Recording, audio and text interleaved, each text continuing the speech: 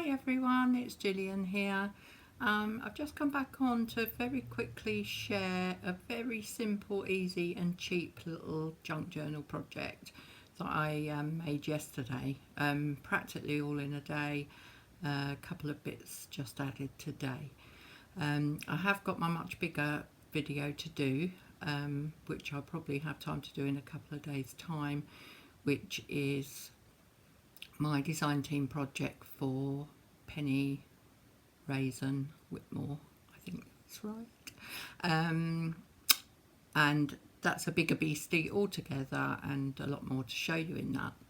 I've done this one because I know for some people, especially beginners, junk journaling and the beautiful journals we see time and again on YouTube and Facebook channels are a bit daunting.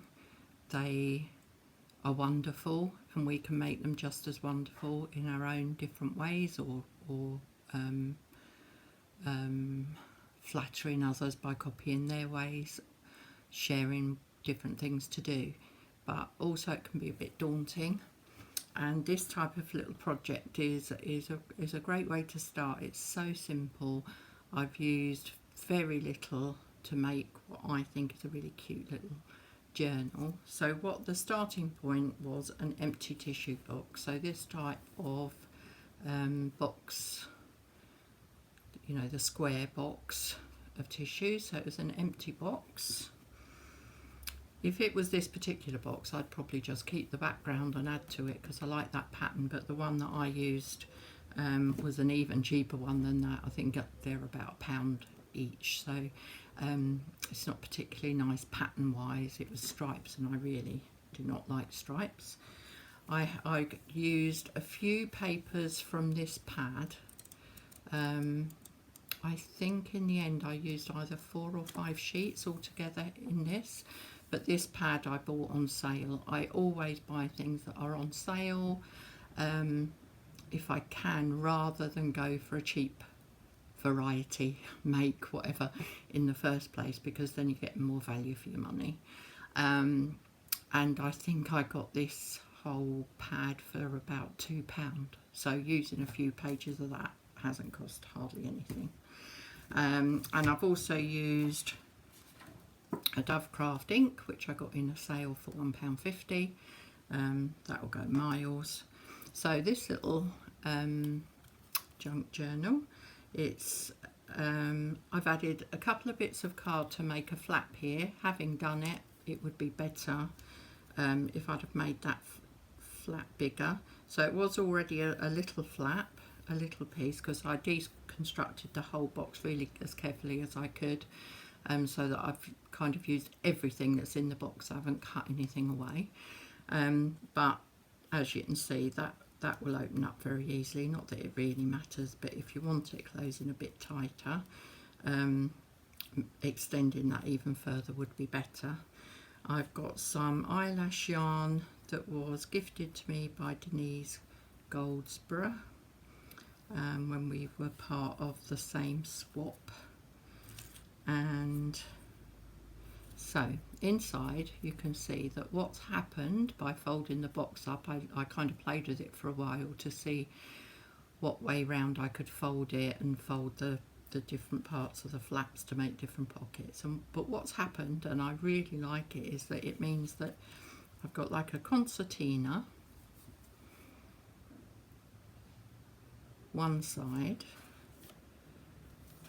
and then flip over and there's a concertina the other side with different pages, and I really like that. So just a very quick look through. Something's just fallen off. It was a little glittery bit. I do love glitter, so I've got a little sparkle in the middle of that. Just fell off.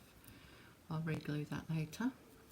So this is the front, or this is the front, depending what way you look at it and what way you like it best. So folding the box and using every element of the box, every part of the card, this is what I've come up with. So the first page, I'll go in a little bit further so you can see them clearer. So the first page I've tucked a flap up. I laid it all out flat when I'd deconstructed the box. I laid it all out flat and then covered it in the different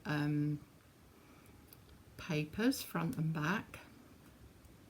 I did some fiddling around what paper I'd like next to which paper and which paper would look best if it was going to turn this way or to the back the other way, if that makes sense.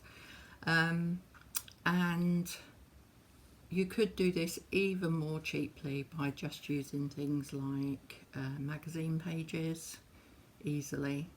I've glued on using Pritt Stick. You can get much cheaper sticky glue than that, but I just really like, I buy it in bulk. I buy half a dozen at a time, so I don't think it even probably works out much more expensive than the cheaper ones, but obviously you need to have the money to be able to buy the bulk. So use whatever you can afford. They all work, it's just some are a bit tackier than others. So there's a little pocket. I made a journaling card out of a piece of the paper from that pack that was left over from covering, and I purposely left over a bit with this lovely bird cage on. I've got a butterfly cutter punch, you'll get there in the end, which you can see I've used leftover bits from the blue and made some butterflies there. I've got some of the circle ring enforcers. I inked them with the same blue ink that I've gone around the edges of cards with, and another bit of the little eyelash, and I think that's made a really pretty. I stuck the fancy piece of paper to a plain piece of quite heavy paper. It's used paper. It was printed on the back and it was surplus to requirements, so that's made good use of that and a good journaling spot. This folds up and down, which I think is pretty. You could pretty that up even more, making like a little hinge or closure or something there.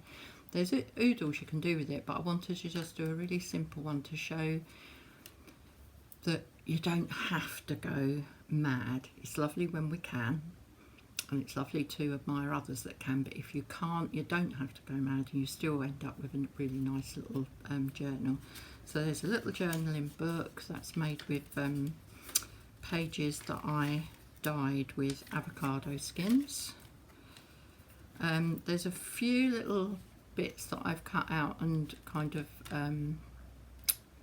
collaged onto the page. They were from a free sheet by Marcy Coates of Dollar Digitals. So she shared a free sheet on Facebook, printed them out, but the first one I printed out too big for the page, which meant I lost parts of each image, so I still use them.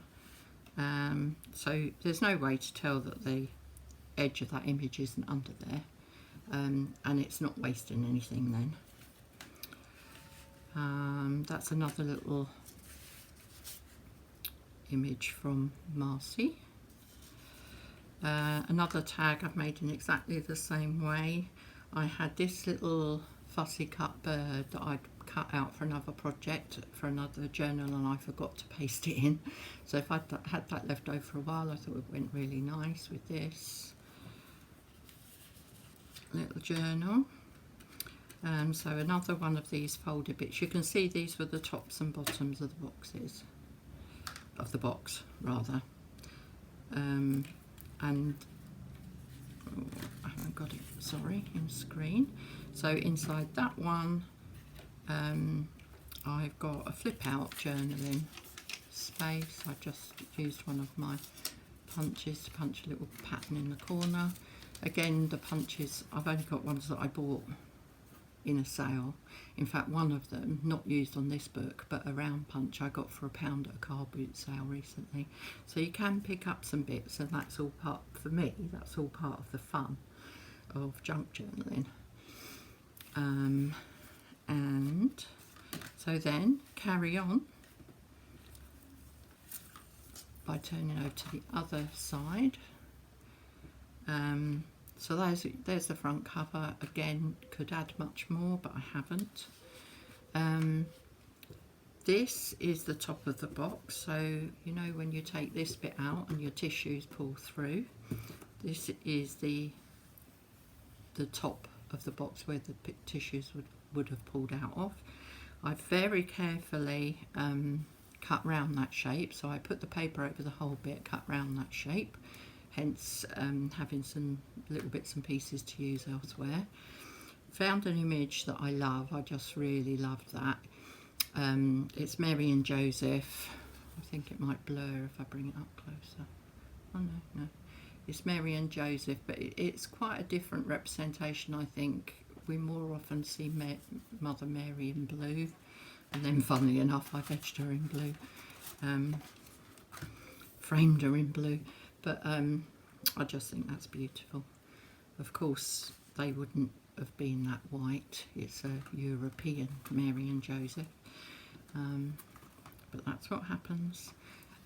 So the fold down, because an alternative way would have been these parts that fold could have both been on the same side, but I quite liked it being on different sides, but it means that the pocket is like the top of the page instead of the bottom, and